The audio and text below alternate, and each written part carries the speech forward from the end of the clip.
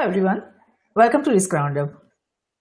As the pace of technology innovation changes from linear to exponential, it is not only the old business models, governance models, management and technology models that are being crushed under the weight of outdated economics of efficiency that no longer make practical sense, but also old skill sets are also being rapidly declining in value and nearing its end game. A skill set brings humans, individuals, knowledge, abilities, and experience necessary to perform a job or work. Now, since old skill sets are declining in demand, they bring a very painful reality of lack of endgame strategies of declining nature of work.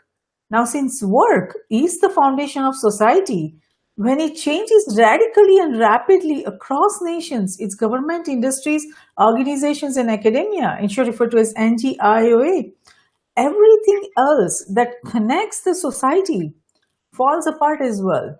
So as we look around, we can see that the old systems, models, and way of doing things are struggling to survive as new way of doing things are emerging rapidly.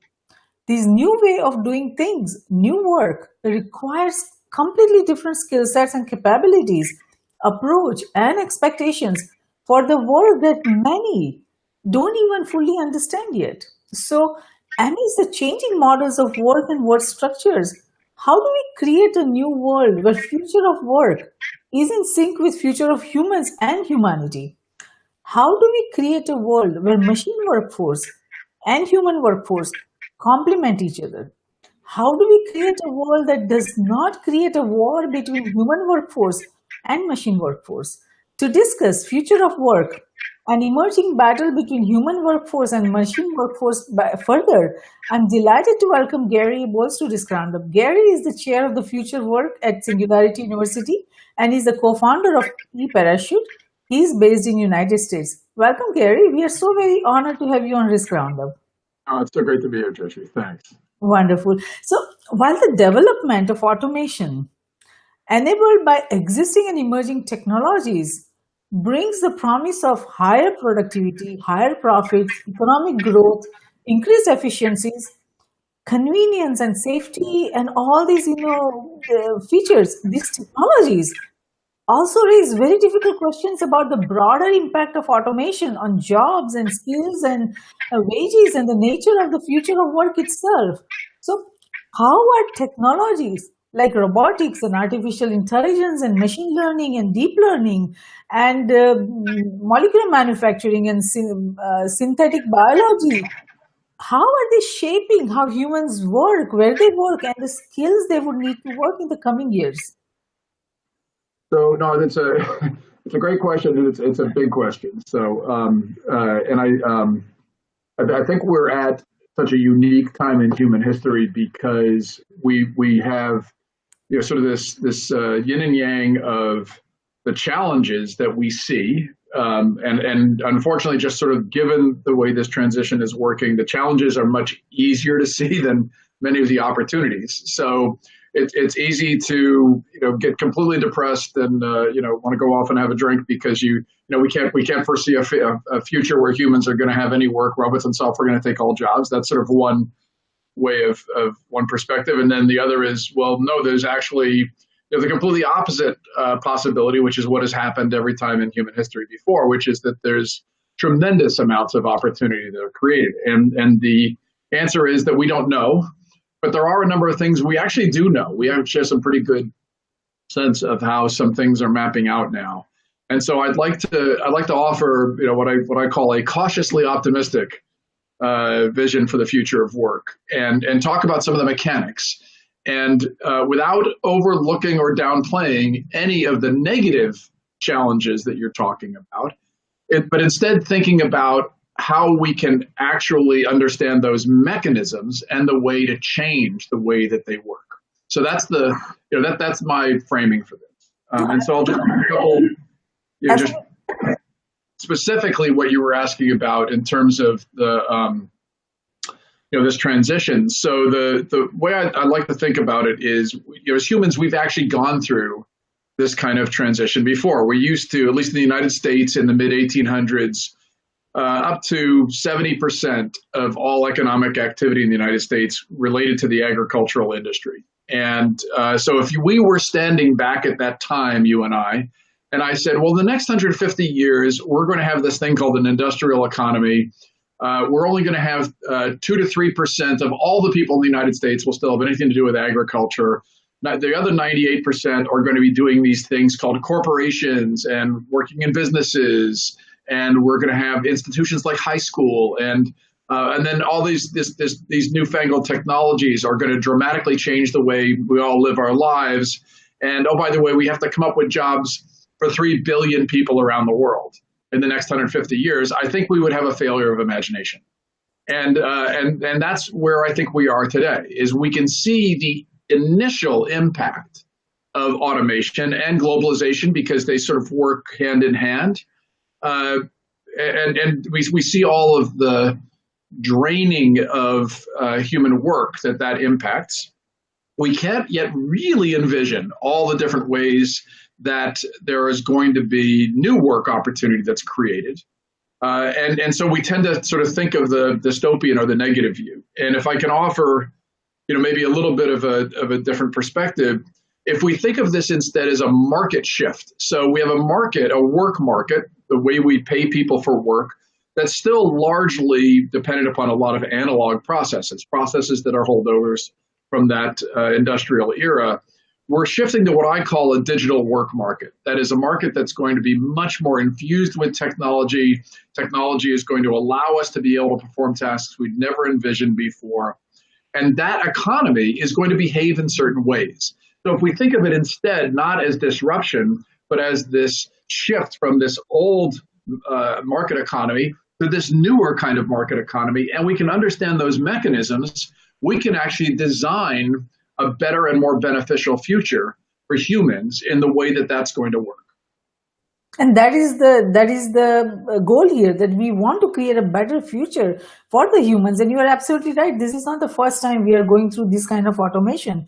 But the nature and level of automation that we are going to see in the coming years is entirely very different than what we have seen in the past. And progress and development in technology and technological innovation has always happened. So this is not something new, but this is less about technological innovation and more about the manner in which we decide to use the existing and emerging technology. So what forces of technology innovation do you see are defining and determining the shape of the future workforce today and will define the shape of the workforce in the coming tomorrow? So there's a couple ways to think about the development and adoption of innovative technology, and then human skills. So let's take those separately. And because you asked first, I'll focus on the technology aspects.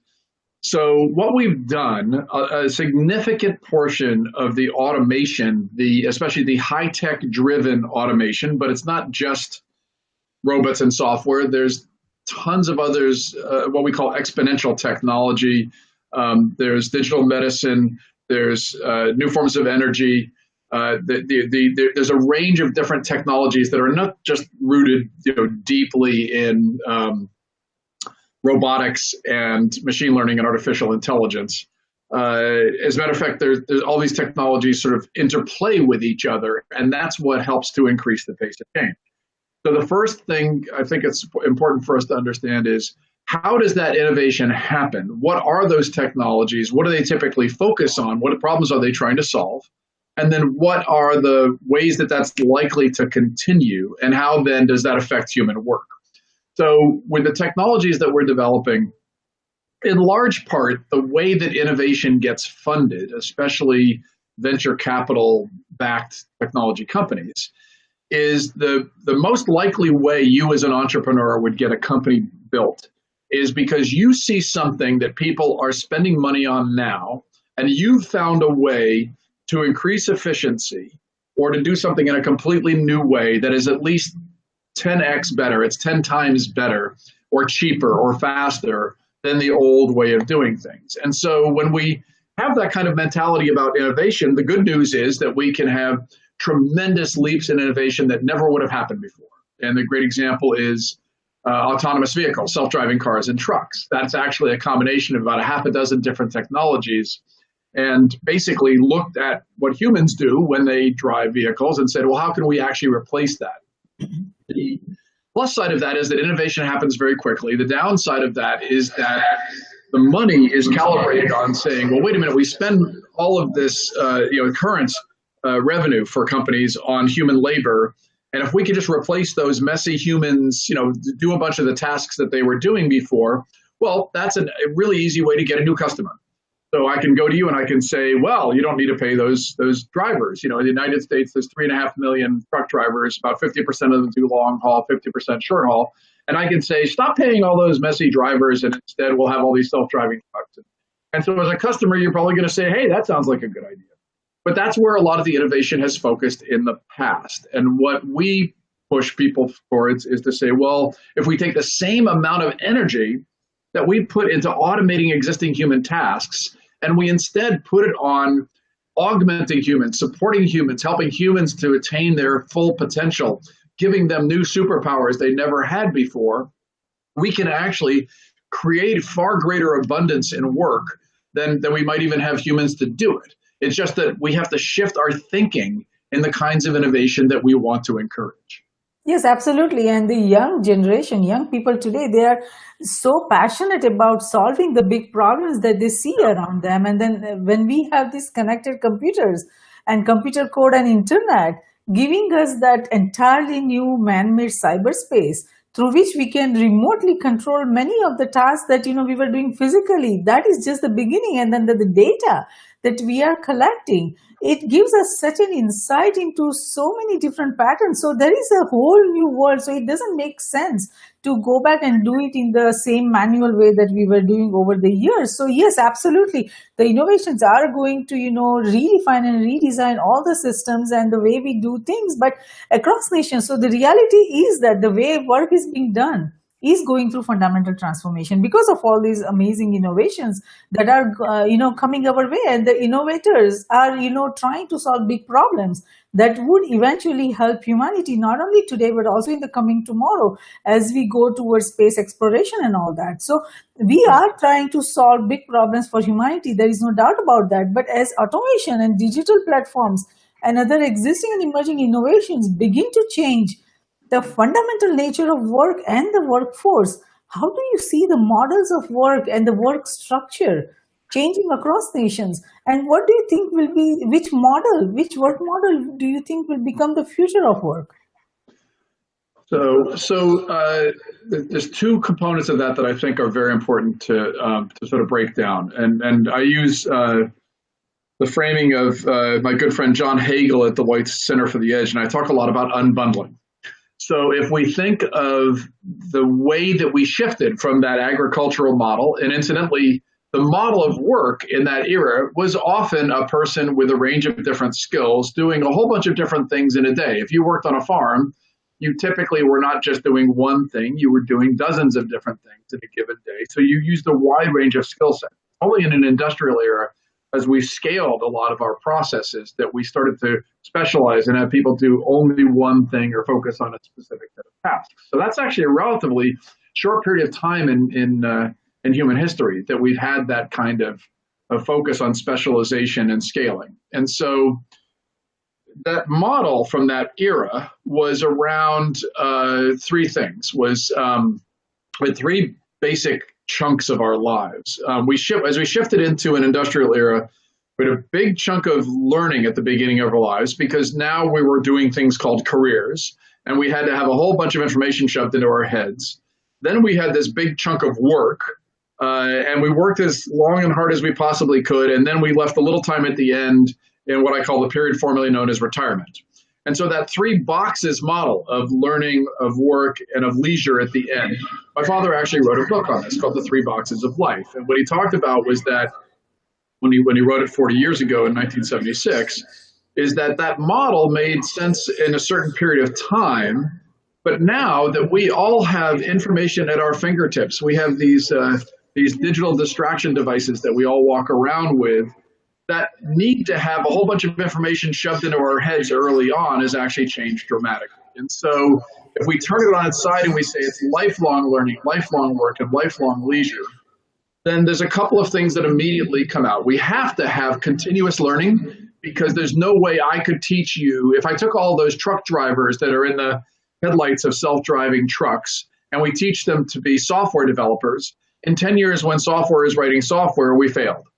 And so instead, we have to help people to become lifelong learners so that they can continually do the new work, solve the new problems that will continually arise as the pace of change increases. And then we also have to be very intentional about our leisure lives and our families and our communities, because otherwise work tends to sort of take up all of it. And so when you talk about new models, what I say is that that old construct, for instance, of one person, one job, there will still be jobs in the same way there is still radio.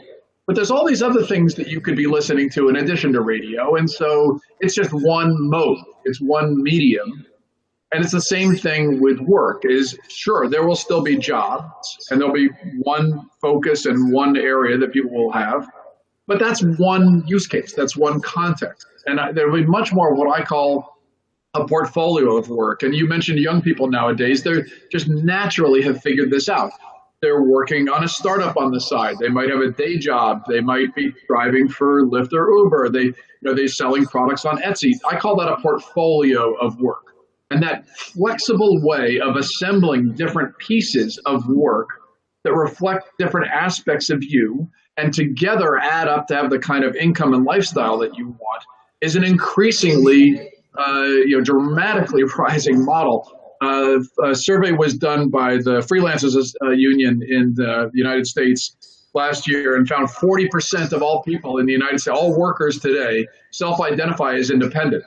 Well, that's a breathtaking number. It doesn't mean they don't have day jobs, but it does mean that they think of themselves as having a portfolio of work.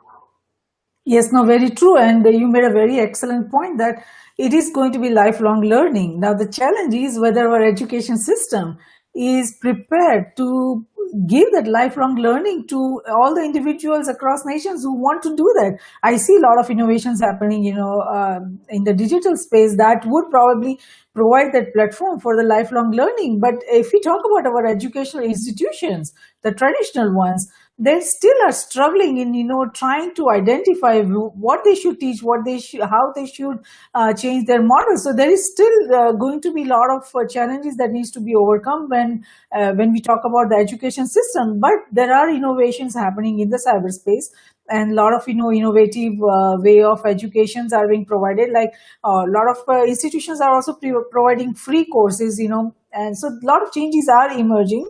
But it's still only the beginning, and we will still have to create that universal model, which individuals will be able to accept it, and then they would have the desire to do the lifelong learning. Because so far it was like you got one degree, you got a job, and you are done. You just keep working in that. So this is a whole new mindset and approach that they will have to achieve. That it's not enough. Even if you get one degree, you still need to continue learning, because even the technical skills are going to be so rapidly changing. It's like you learn one technology today. Is that going to be enough, or sufficient for tomorrow?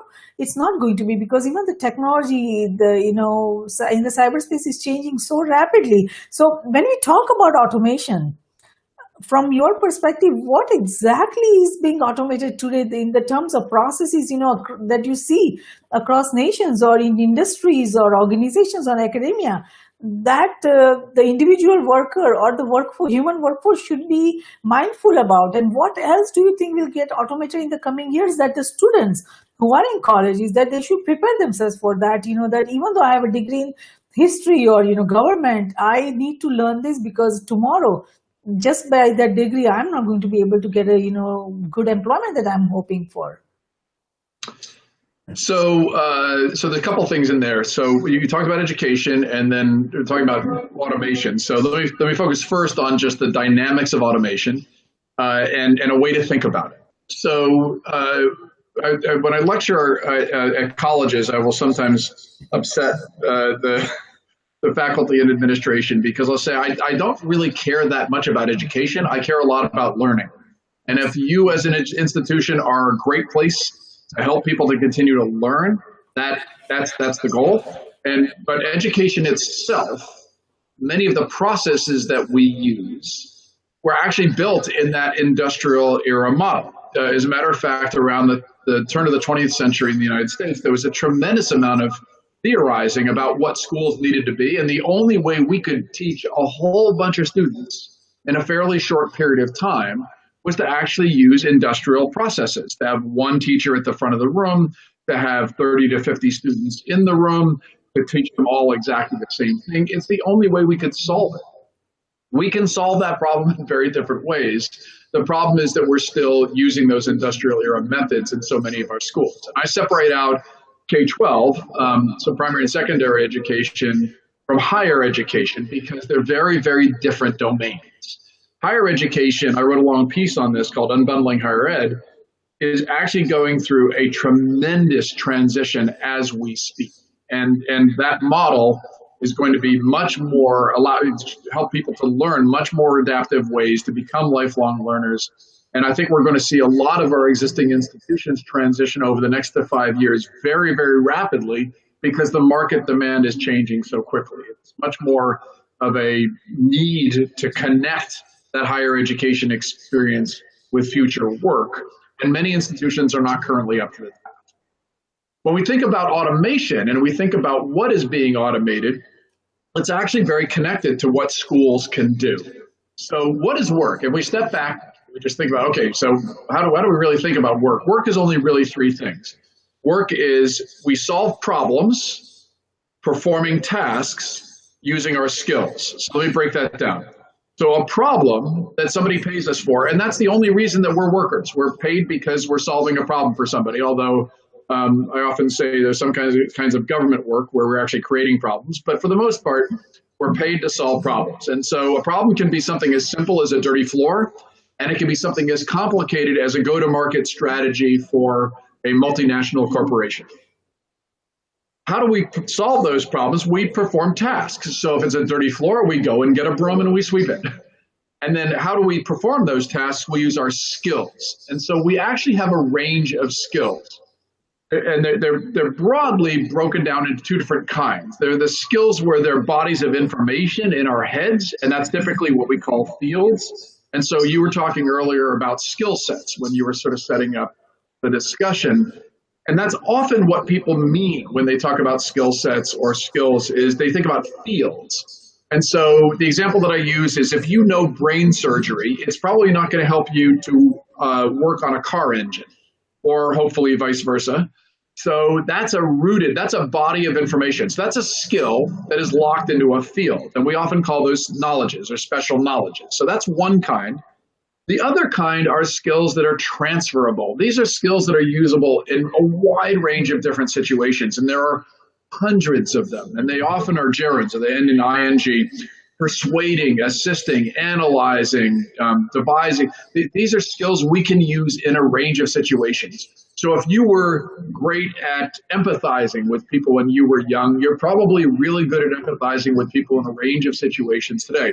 If you were good at analyzing data, if you were good at breaking things down, if you were good at engineering, these were skills that were usable in a range of different situations. In the past, education was very focused on these special knowledges, but now we all have these digital distraction devices that have huge amounts of information on them. So information is much more readily at our fingertips. And these transferable skills that we left to just chance, or sometimes are actually taught specifically in things like a liberal arts education, what is happening is the calculus, the scale between them, we need more of these transferable skills focused on in our lifelong learning situations, because we will need to continually adapt to new situations. And so you talked about the pace of change. I talk about that a lot. In a world of increasing pace, I've actually coined an acronym. So I say we all need to be problem solvers, because that's what work is. We need to be adaptive. We need to be creative, and we need to be entrepreneurial. So we need to be problem solvers because that's why people pay us. We need to be adaptive because things are going to change constantly.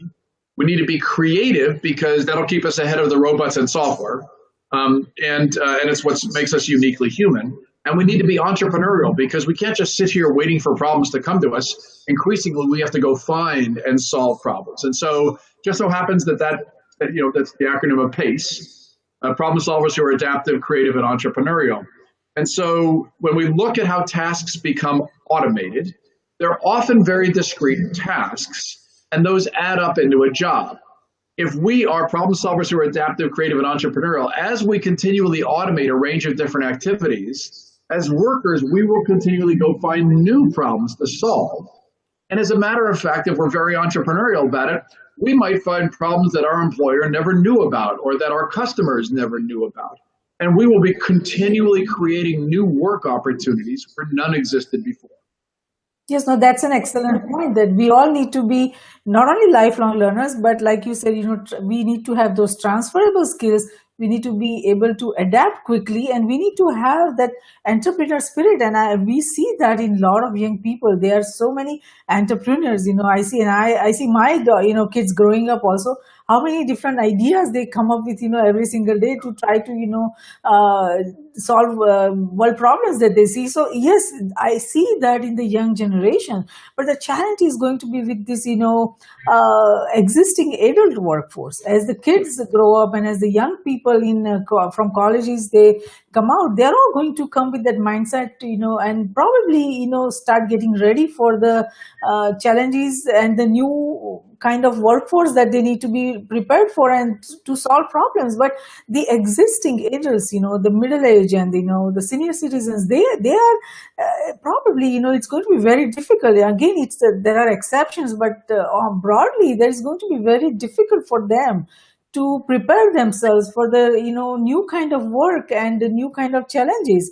That's where probably we'll have to struggle and figure out how to get them ready for the not only today but the coming tomorrow. But as we automate and as we try to use artificial intelligence to do some repetitive tasks and do some data analysis for us, the employers, and they will have to see what is the cost factor to develop and deploy these technologies that automate and create a machine workforce. And they will have to compare it with, how many humans are available that can do similar kind of work. And would that be cheaper, or to create this automation would be cheaper? There is a lot of, factors that we need to evaluate, because if we look at the current, market, they still, reward the companies based on short-term things like how much profit they're making, how much revenues they have.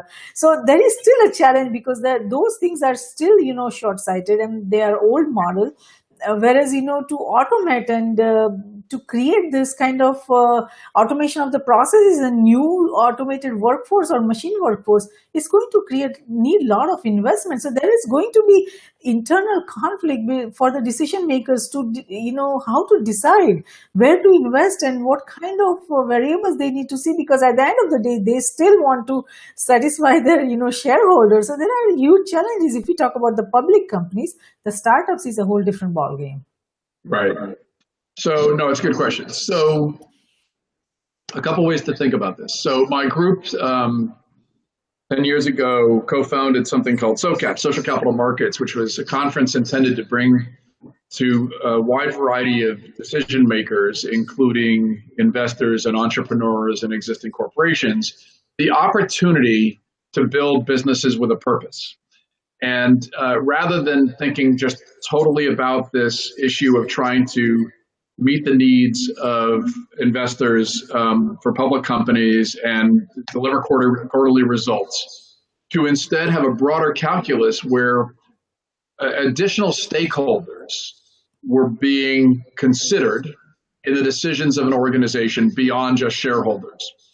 Jack Welch, the former head of General Electric, said that the idea that all that a corporation does is to exist to meet the needs of shareholders is the world's dumbest idea. And yet we have an awful lot of organizations that are calibrated around exactly that model. So if you instead think of an organization as something that is delivering value to a customer, and the only way you're going to deliver value to a customer is if you have great workers, but you also work in communities and you also live on a planet.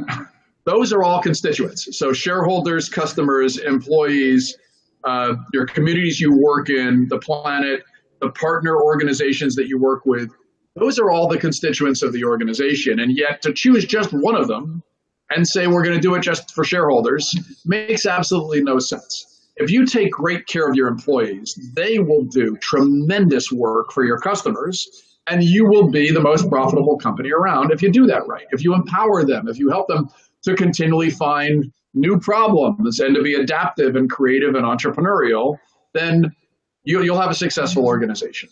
But if instead we think of them as labor, we think of them as a cost center, we think of them as an asset to be maximized, then we've failed, because the end result, the end game, is absolutely inevitable.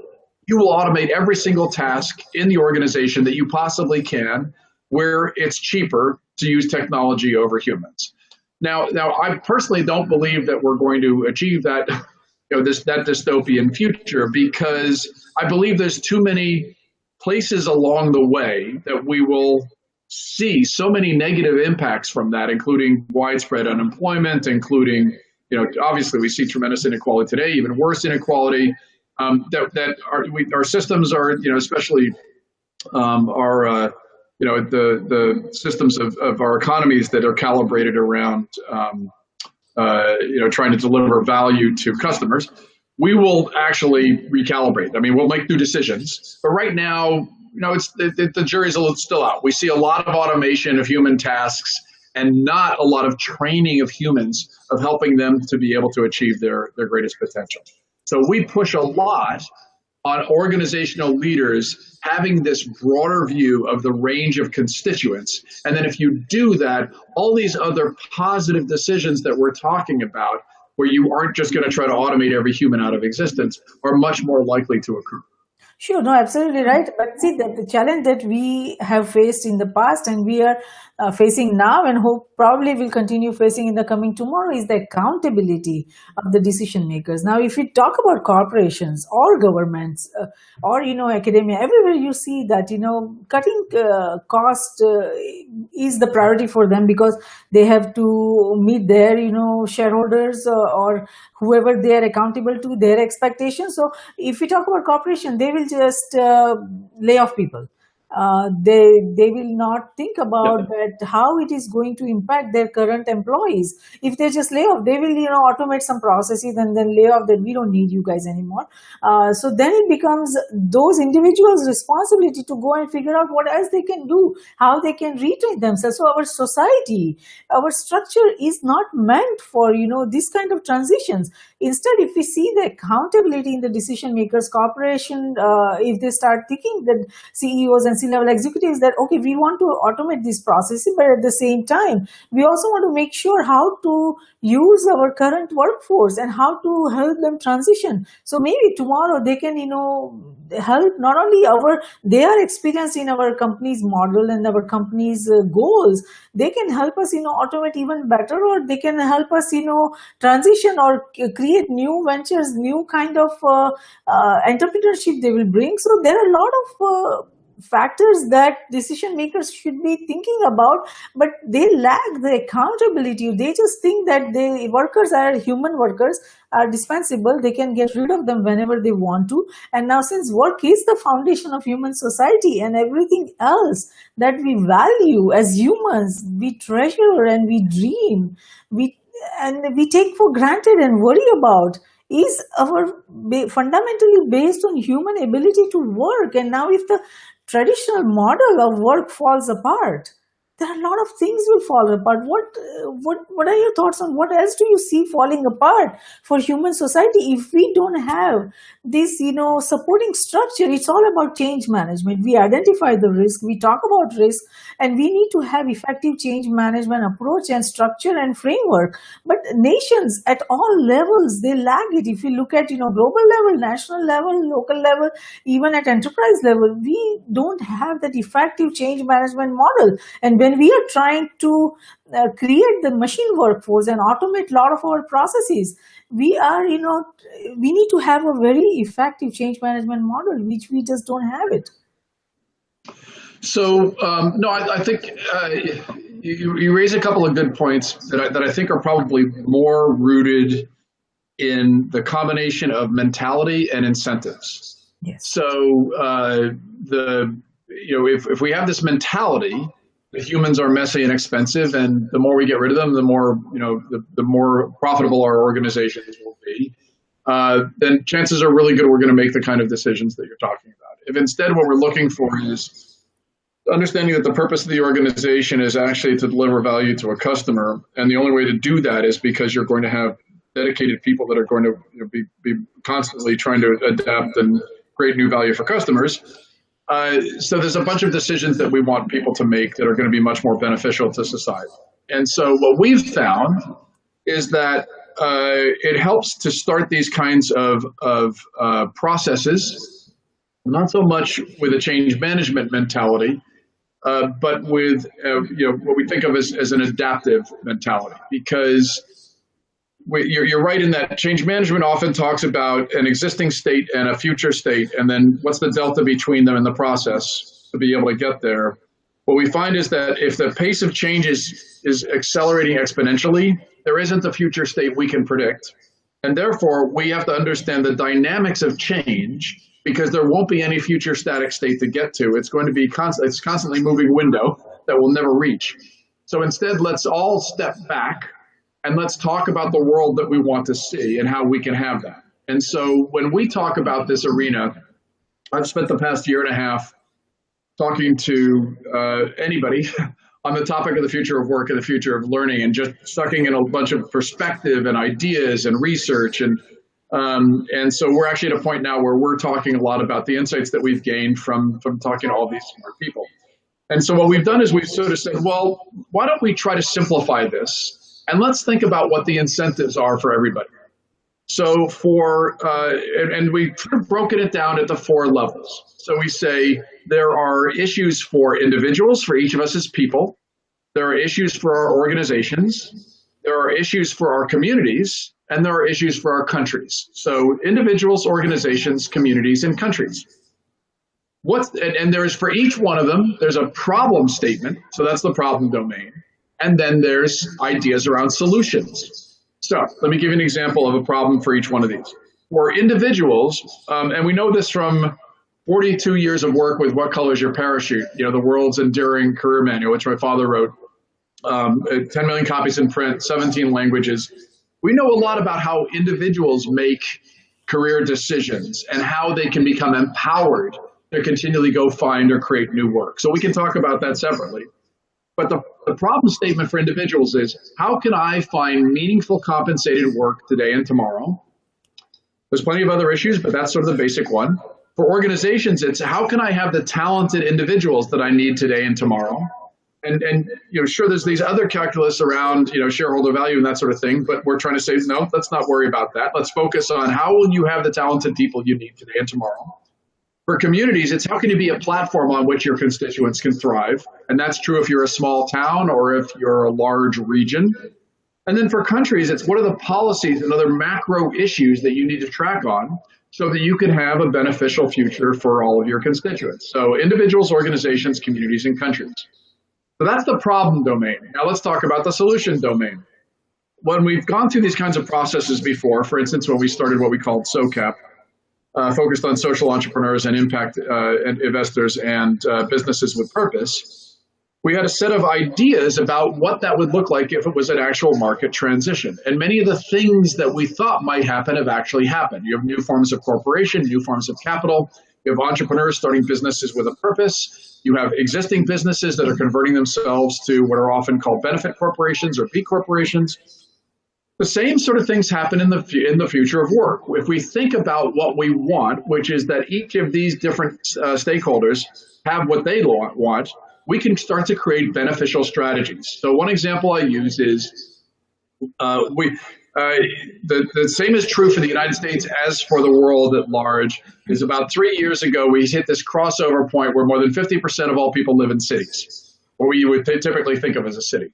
And what we're seeing in the United States is what I call the great backwash, which is a whole bunch of people moved to the city because that's where economic value was, but now it's really, really expensive, and so a lot of people are talking about moving back to smaller areas. So what if you help a state like California, and I live in the Bay Area, and it's tremendously expensive and very, very crowded. If you have the state of California create a policy that encourages businesses, organizations, to hire individuals in communities in disadvantaged parts of California, like in the Central Valley, you will benefit a range of individuals who are currently unemployed. So that's an example of a strategy where you can guide policy to influence the decision-making of organizations to be able to benefit other communities and to help individuals. And so when we look at the problems for each of them, they're all solved by a strategy like that.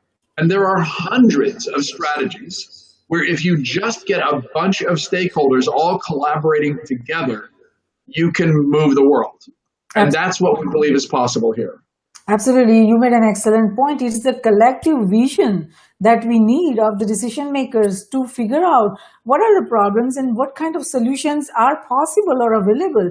And let's all work towards that. And the incentive point that you made is also absolutely right, because right now for decision makers, if you look at the businesses, they just don't have that incentive to think about whether they should be also involved in, their workers or the employees' careers or life, or whether they should not just focus on that and they just should focus on the bottom line, the money, the cost and revenues and profits. So those are the different criteria. We need to change the approach. And if we are looking as a decision maker, if I have a corporation and I have 1,000 employees and I can automate some processes, and that can take away my responsibility of providing the health insurance and providing the taxes on them and a lot of other, social security benefits and all those things I can get rid of if I just can automate and have the machine workforce available. So there are right now, machines are not taxable. So human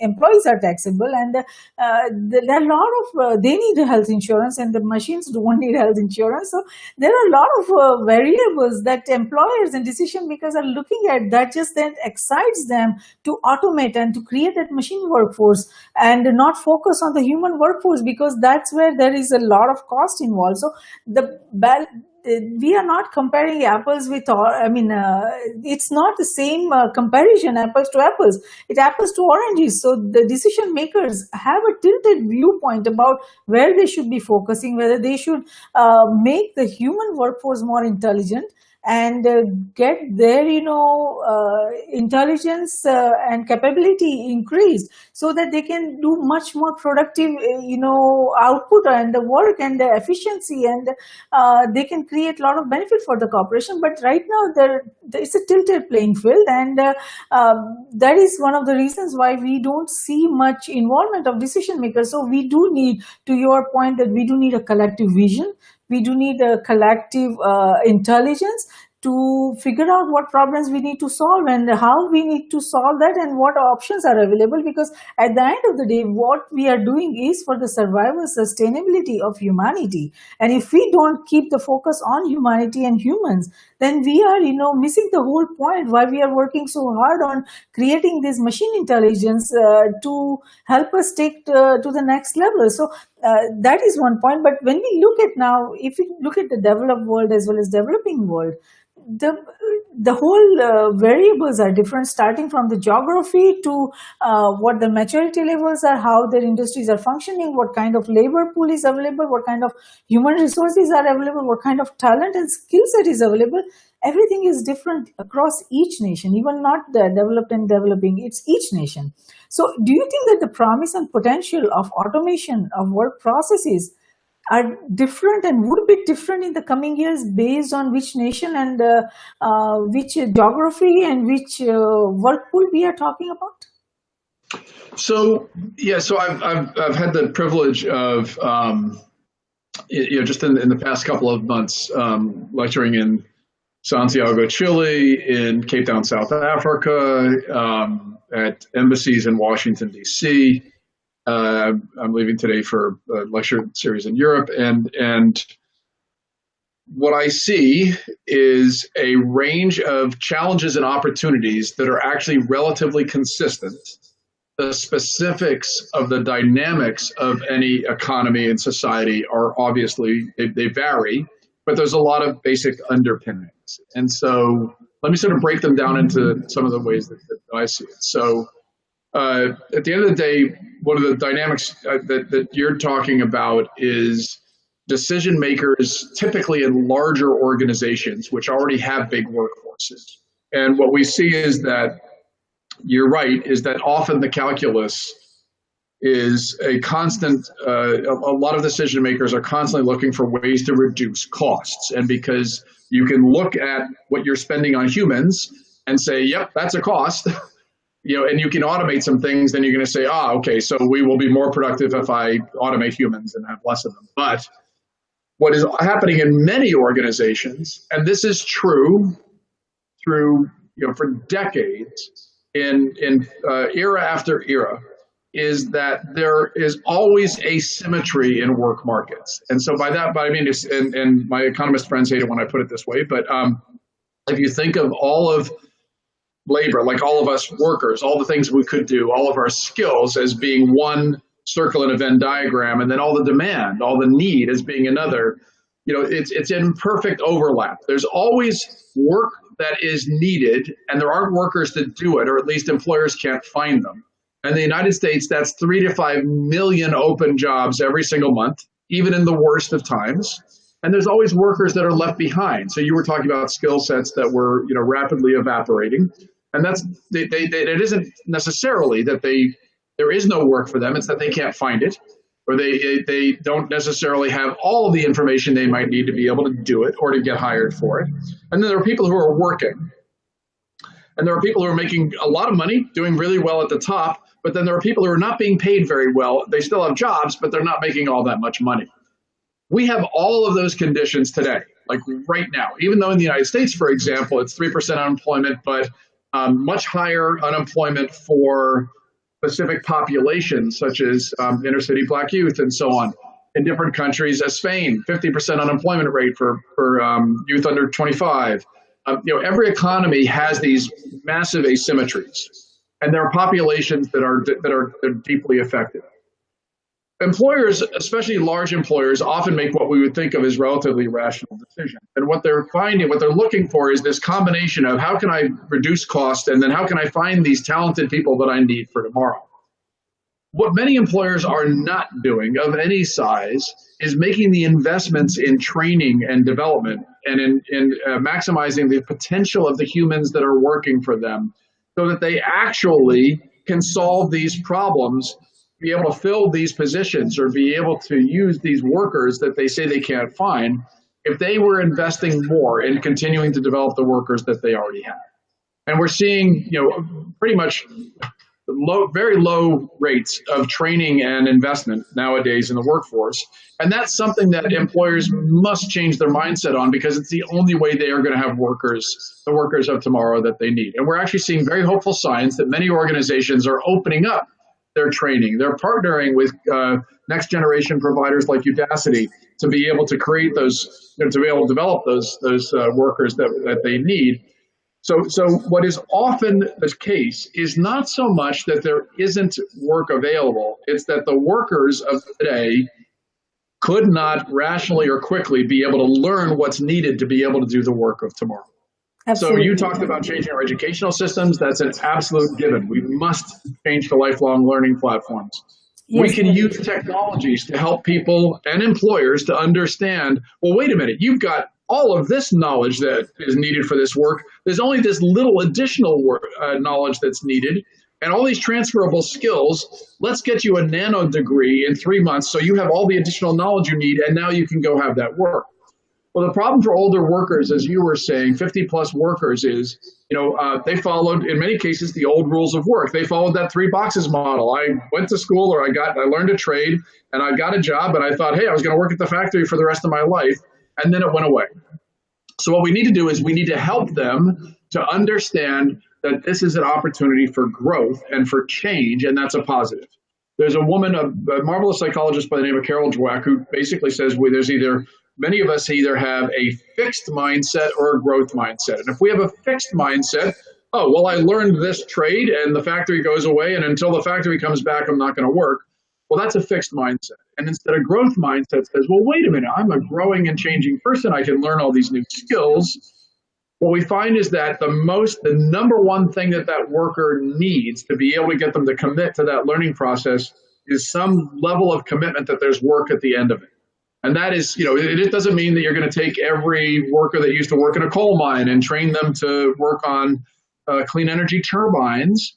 But it does mean that if they see that there is opportunity at the end of a learning process, they are far more likely to dive into it. And that's something employers can change immediately. Absolutely. I think you made an excellent point. And the way I see it is that the colleges or the education system should focus more on how to learn and give that mindset and ability and approach, a skill set for the individuals or students that if they want to learn something, some new topic, how they should learn it, when they learn that new topic or new course or new major, and how they learn it, that should be left to them, entirely. The colleges, the monopoly that the education system now has, that only colleges can provide the degree, and only if you have that degree, then you will be able to get certain kind of work. I think that will probably change, and hopefully it will change in the coming years, because if I learned, I learned microbiology when growing up, in my real world, and I got a degree in microbiology. Then I did, when I wanted to do my PhD, I wanted to do with a professor who was a professor in chemistry, but he was an expert in integrating the biosystems. He was an expert in using the microorganisms to produce different kind of products. So I wanted to do my doctorate in hydrogen production using Halobacterium halobium. Now the universities forced me that because you have a degree in microbiology, bachelor's and master's, you have to do only with a microbiology professor to do this PhD work. And I said, how can I do that? Because he doesn't know anything about this. The professor who knows this is a professor in chemistry, and he was heading the Central Salt and Marine Chemical Research Institute in India. And we both fought with the university that was affiliated with us to let me, register with this professor for my PhD. So my doctorate thesis was printed ready, and I could not submit it with this professor because the education system won't allow that. They forced me to do with the other professor microbiology, with whom I had done no work. He was not involved in my research at all. So I had to somehow, put together chapters that were irrelevant, and publish my thesis and got my PhD degree through him, whereas all my actual work was published in international journals that was with these professors. And he did not get, but at the end of the day, he was very kind. He said, look, what we have done is marvelous. It's a groundbreaking in India that we have done this kind of work. So don't worry whether you have PhD degree with me or with someone else. Just go on with your life and do more fruitful things. So these kind of what you talked about, rigid mentality, and this challenges still exist. I mean, I faced this 25 years back, but now also I see that across nations, in all kinds of institutions, there are so many rigid boundaries, and we need to work on that. And especially when we are talking about the human workers and human skill sets, it's not that the human skill set is not available. If we look at narrowly within the rigid boundaries of our nation's geography, then yes, we may have problems. But if what we are looking at, it's possible that, other nation has plenty of that talent and skill set. Is just how to use that talent. So I think we need to focus on how do we create a model, how do we create a platform that without the challenges of immigration and migration, how we can use that workforce of and the skill sets that is available across nations, so that we don't have to suffocate our projects and what we are trying to achieve just because we don't have that skill set available within our nation. And what you talked about is excellent point, that employers should just focus on a little bit more how to retrain their workforce, and they probably will be much more happier at the end of the day, because the employees that they have are already experienced and they just need a little bit more skill set. So these are a lot of different kind of variables and challenges we have to evaluate. But do you see that these kind of platforms are being developed so that we can use the talent and skill set from across nations? So the first deliverable is, when I was talking about individuals, organizations, communities, and countries, the first deliverable is that individuals feel empowered to be able to find or create meaningful compensated work. So if we continue to have many of the top-down processes, and unfortunately, even in colleges, we have these sort of, this sort of, industrial era mentality of producing students, we're going to find that the system simply will not adapt. That is, a workforce in total will not become adaptive enough to be able to continue to do the work of tomorrow. So we must empower every individual. I keep using the acronym PACE, but we must empower every individual to be as adaptive and proactive as possible. So that's the first deliverable. Second deliverable is when work can be distributed. That's why I said at the beginning, it's really the combination of automation and globalization. So we've unbundled work. We've taken what used to be one job, one person in one location, and we've taken the different pieces of that work and sort of distributed and made it available to people in other places. That's why we have call centers. That's why we have distributed work, ranges of different business processes that can be broken up and done by people and software and robots around the world. So the market asymmetries will always be inefficient. That is, you won't always be able to find the cheapest place to do this one particular thing. What we will find, I believe, is that the tasks where the most creativity, the most collaboration, the most problem-solving skills are all needed, those will be the ones that will increasingly be put on some of these two-sided market platforms. Some of these, there's a broad range of them that focus on different kinds of problems or leverage different kinds of communities or different kinds of thinkers. And I firmly believe there's actually quite a number of these platforms. Everything from Upwork to Mechanical Turk. The challenges that we need to be thinking about with them is, one, does it offer work to people that is meaningful and that allows them to continually develop their skill sets and to develop new opportunities for themselves? Because if it's just about breaking up work to make it as cheap as possible and it's repetitive, things that a robot could be doing anyway, we just haven't written the software for it, then that's only going to be useful to people that are at the bottom rung of Maslow's pyramid, people that just have to have any kind of work. That's one thing, is how can we make sure that work leverages what makes us human as much as possible and leverages our human potential. And then the other is, how can we design these platforms in such a way that they are not a race to the bottom for income for those workers? Because that's what a lot of these platforms do. There are plenty of market platforms that allow anybody in one country that hopefully speaks English or in the languages of the employer to be able to find work online if they can demonstrate their capability in that arena. So if you had somebody learn to become a Python programmer in a remote developing economy, and they came on one of these platforms, they're indistinguishable from anybody else that's doing the same kind of work if they're really good at it. What's challenging is that a lot of the way these platforms are designed is that they allow people to compete against each other to find the lowest price. And that's actually one of the greatest challenges. I mentioned that when in work markets, there's always people that are working, but they're not getting paid as much. That's actually very true in the United States. We've not seen real wage growth in the United States, especially for people in the bottom three rungs of the ladder in the United States in terms of income. We've not seen wage growth since the 1970s. And that's what happens when employers can continually use their market power to just pay less. And so these market platforms, there are some like Thumbtack, for instance, that are designed that actually do not have this race to the bottom element. They're designed, for instance, just to help a worker to find a customer. We need more of that kind of thinking and design that ensures that workers will not just have meaningful work, but it'll be well-compensated work that will allow them to continually, basically make more money. Yes, absolutely.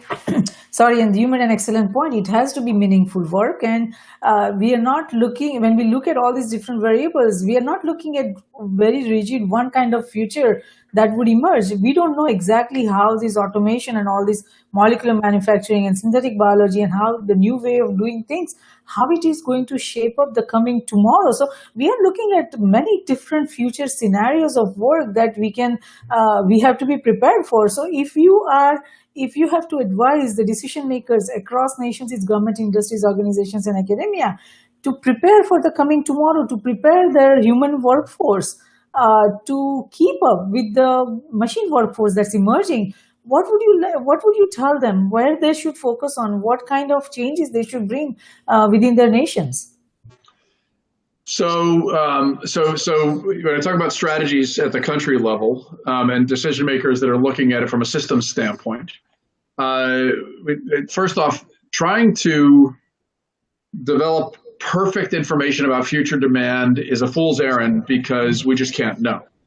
Now, having said that, what we really want is a set of collaborative processes whereby a range of decision makers and providers are all talking together. And so, we found this again with our initiative with SOCAP. We had entrepreneurs, investors, foundations, corporations, service providers. We brought them all together in a platform that could collaborate about a positive future of business with a purpose. And so we need to do the same things here. That's why we call our initiative Fulcrum. We're actually focused on helping to enable those kinds of dialogues. And the challenge and opportunity for many decision makers, especially at a macro level in various countries and economies, is to not come up with the answer. It's not to tell a bunch of industries, you tell us what demand is going to look like in 10 years, because they can't really know that. What you can do is put a set of processes in place where you will have that conversation and that information on an ongoing basis. There is no future static state. Therefore, what you want is a set of processes where the employers, the demand, send stronger signals to the market. Here's the kind of things that we're seeing we need. Here's the kind of skill sets that we need. We have done our analysis, and here are all the transferable skills that we need.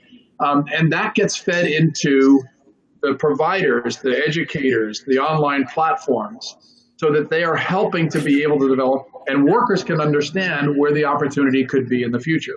So the country of Singapore, for instance, has gone to, I think it's in its 12 primary industries, has gone to decision makers there and said, we want you to collaborate and share information on an ongoing basis to tell us in your arena what you're seeing demand is looking like.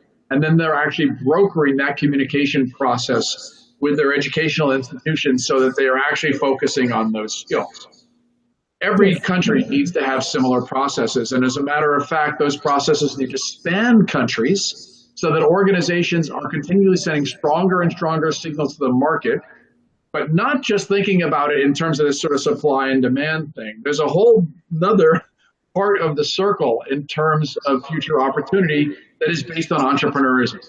So what we don't want to do is just focus on existing large employers, because they're a big part of employment today. But the truth is, in any market where the net scaled employment comes from is from small businesses that are being formed. And that makes a lot of sense. If you have 2 employees today and you have 4 employees tomorrow, you doubled.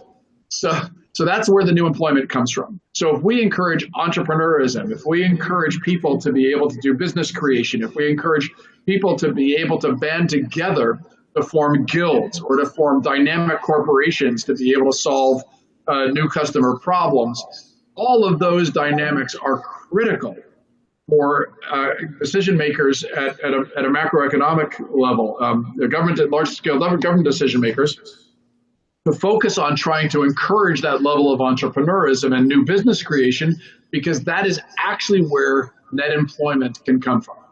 Absolutely. That's an excellent point. It's the ideas, imagination, capability to imagine new things, new way of solving, problems, new way of doing things, and then innovations and technology and entrepreneurship is going to be at the heart of, not only today, but the coming tomorrow.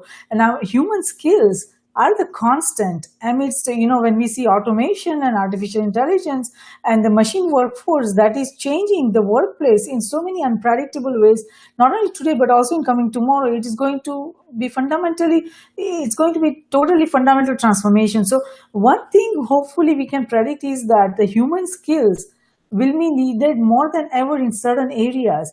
But at the same time, if we are investing so much in machine learning, machines are kind of like kids right now. We are teaching them, training them through all this, and trying to create a different learning curve for the machines so they can reach that level where they will be able to, where we can reach the super intelligence. And we are trying to invest so much in training machines. Why do you think that there is a need to invest in training individuals, not just in the learning skills and all that, but there are so many with the brain mapping and the advances in neuroscience? There is so much potential for integrating the machine intelligence with the human intelligence, like putting chips in the human brain, or coming up with different kinds of brain boosting chemicals, or medicine, or whatever term they want to use.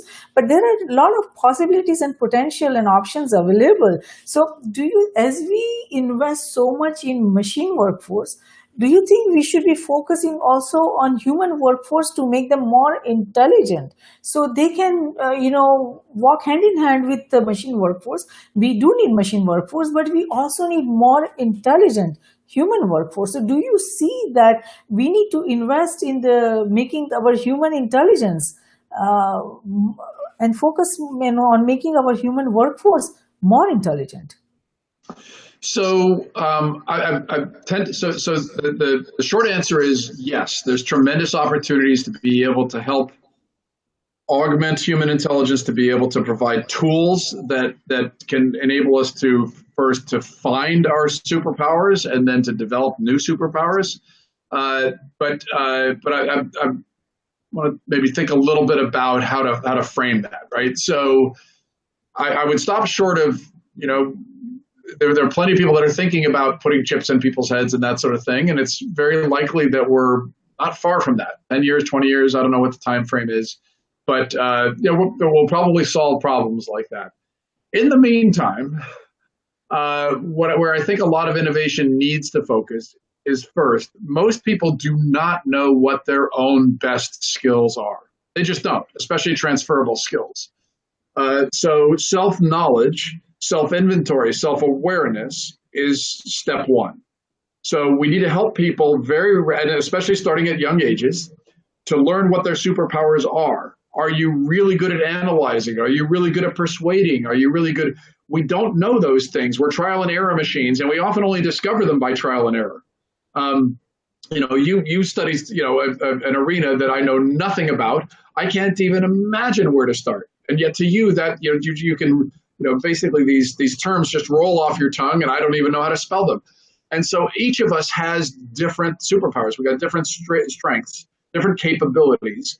We have certain weaknesses that we need to augment, but we also need to take those things that we're really good at and make ourselves even better at them.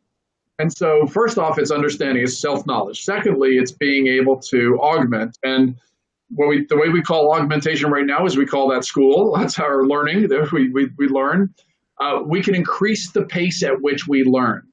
We're on the cusp of advances in neuroscience that are breathtaking in terms of understanding how we form memories, how we understand and solve problems, and so on. I've got several courses on LinkedIn Learning on lynda.com on the future of learning, and I talk a lot about the underpinning of the neuroscience and how we learn and the way we form memories. And we're on the cusp of seeing new ways that we can use technology to be able to upskill ourselves, to help ourselves to be much, much better, and to be able to learn much faster. So that's sort of the second deliverable, is how can we learn faster and better? And as we're in violent agreement, we need to dramatically transform our educational institutions so they become lifelong learning platforms, and opposed to these, just these 4, 6, 8 year periods of our lives where we're just immersed in learning.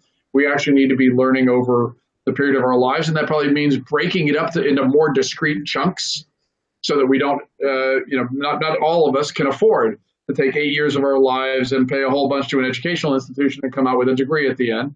Nor is it guaranteed that there's work associated with that degree. And so we're going to have to figure out ways to break it up into more nano degrees and more just-in-time learning. The third area is in terms of in our work, how can technology help us to do things better? And I always use the example of in an Excel spreadsheet or a Google Sheet, a pivot table. How many even accountants can do a pivot table by hand? Like nobody. We just accept you need that to augment yourself. You need to use those kinds of technologies. There are tons of places where we can be making technology so much more usable and accessible and helping people to develop superpowers they never would have had before so that they can solve new problems. And that's another area where there's a huge amount of opportunity, and I believe business opportunity, as we shift to this digital work economy. Absolutely. No, some really excellent points.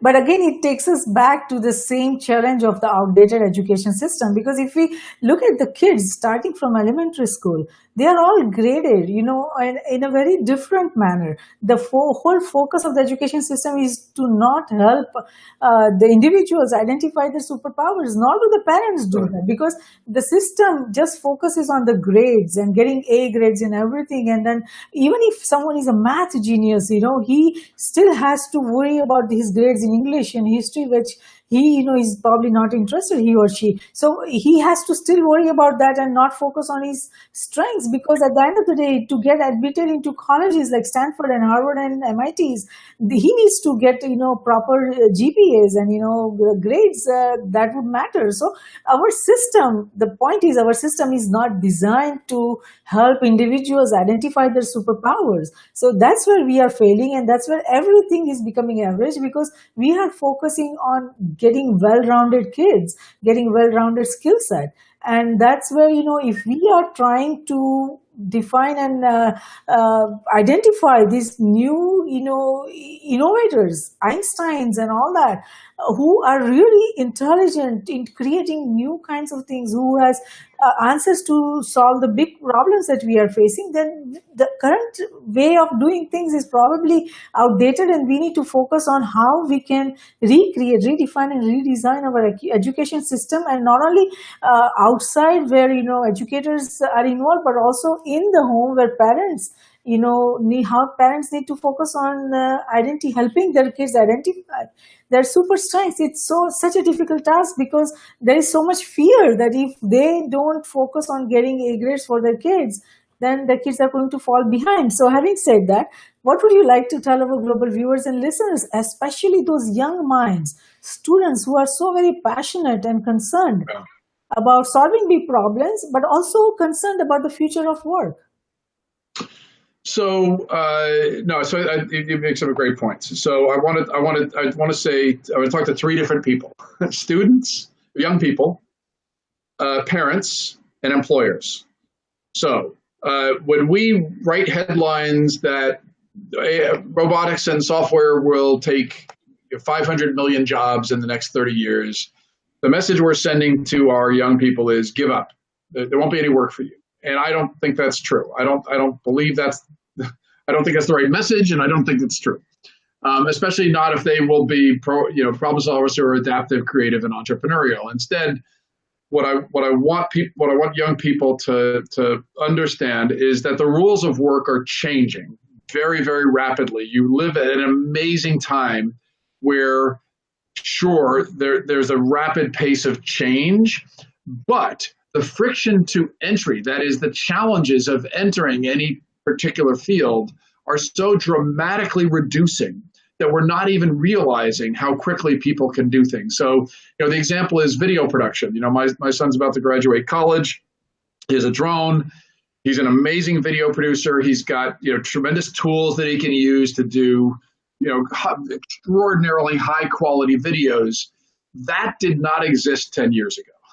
You could not do that. You could not show that level of creativity and create these kinds of world-class products 10 years ago. You couldn't start a startup without buying tons and tons of hardware equipment and hiring whole bunches of people. So the friction to entry in so many markets and so many arenas is so reduced. There's never been a time in human history where any particular young person has so many possibilities. So that's my message to young people: is that you have been born at an incredible time where you have all these tools at your fingertips, and what is missing is that many people that you're interacting with have not yet gotten the memo. So the second group is parents. Is when you talk about Stanford, you talk about in the US Ivy Leagues, or you talk about the best schools. What is happening for many parents is they all are motivated by the same thing, which is they want the best for their kids. And they say, I want my kid to be happy and successful. And what I say to parents is, that's great, drop successful. Because success is probably your model. It's probably that old rules of work. And so you look back and you see what success took in your time or in your parents' time, and you extrapolate it into the future and say, oh, well, that meant going to a great college, and that meant learning a particular field, and then having a career. And all of those things are changing.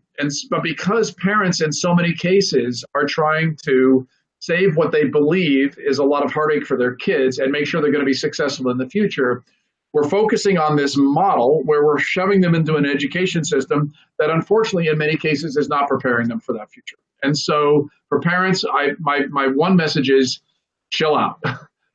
If you focus on your kids' happiness, if you help them to discover their superpowers, if you get out of their way and you just encourage them to become problem solvers who are adaptive, creative, and entrepreneurial, you help them to solve problems, give them the space to be able to go find the problems they most love to solve and the skills they most love to use, they will be happy and they will develop their own model of success. And then finally, for employers, what we're finding is that if there's any one mentality we want them to change, for hiring manager, not just the top level decision makers, but a hiring manager in any organization, even in small companies, to focus on transferable skills. In many cases, we write job descriptions where we say it needs to have a college degree and it needs to have 10 years experience. And I've literally seen job descriptions where somebody wants 10 years of experience in doing social media marketing to millennials. Well, there hasn't been social media marketing to millennials for 10 years. I mean, it's just not, you can't possibly ask for these things. Instead, what they are is they're proxies. You're basically trying to say what my father used to call tea leaves. I'm going to look in the past at what you've done in the past. I'm trying to project in the future to see that you're going to be successful. Focus on transferable skills, because the special knowledges, the specific knowledges of knowing that arena deeply, sure, there's plenty of arenas where you must have that knowledge. I don't want my brain surgeon to have just learned in an online course and walk into the operating room. But there are tons of work that can be done by people who have enough knowledge to be dangerous, but are tremendously adaptive, hugely entrepreneurial. They are problem solvers deep in their bones, and they need to be given the opportunity when you would have thought, oh, I can't hire anybody because I can't find what I'm looking for. Well, just stop thinking about this old model of a job description that is requiring these things that have nothing to do with success in the job, and instead look at the problems to be solved and look for people who are great problem solvers. Absolutely. Those are excellent points and excellent suggestions and advice for decision makers at all levels, even if they are kids or young adults or parents or employers. Those are excellent, points to remember. And you are right that, this is an amazing time to be alive. There is so much changing, so many opportunities are there. While it is turbulent, it is still an amazing time to live in, because as the world, redefines and redesigns all their systems, and technology is giving us these powerful tools to solve big problems. There is, it's just the idea, imagination, and your creativity and entrepreneurship that would allow you to take the control in your hands and solve the big problems and not accept the status quo. So it is an absolutely amazing time. So thank you so much, Gary, for participating in this roundup today. We appreciate your thoughtful insight on the future of work, and our global viewers and listeners would benefit tremendously from the unique analysis on forces of automation and disruption that will help them understand the coming tomorrow of work and the workforce. So even if a single individual or entity can understand The technology trends, the automation trends, the disruption, and the future of work and workforce. Based on the understanding they received from the discussion we had today, this Risk Roundup dialogue has been of service, and we thank you for that. Thank you. So as work is being redefined, redesigned, and reinvented, the battle between human workforce and machine workforce begins. Risk groups, cybersecurity, geosecurity, and space security risk research centers are created for this very reason, to identify, evaluate, and manage the security risk facing nations, its government, industries, organizations, and academia in cyberspace, geospace, and space. We at Risk Group believe that risk management, security, and peace, they walk together hand in hand.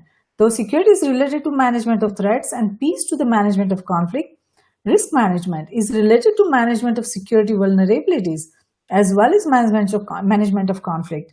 And it is not possible to conceive any one of the three without the existence of the other two. All three concepts feed into each other. We believe that the security we build for ourselves is precarious and uncertain until it is secure for everyone across nations. Tradition becomes our security. So if we build a culture of managing risk effectively, it will lead us to security, and security will lead us to peace. Let's manage the existing and emerging risks together. For more information on the Risk Roundups, to watch the Risk Roundup videos or hear the Risk Roundup podcast, please go to riskgroupllc.com, and do not forget to subscribe and share. Until next time, I'm Jayashree, host of Risk Roundup, signing off. See you next time. Thank you.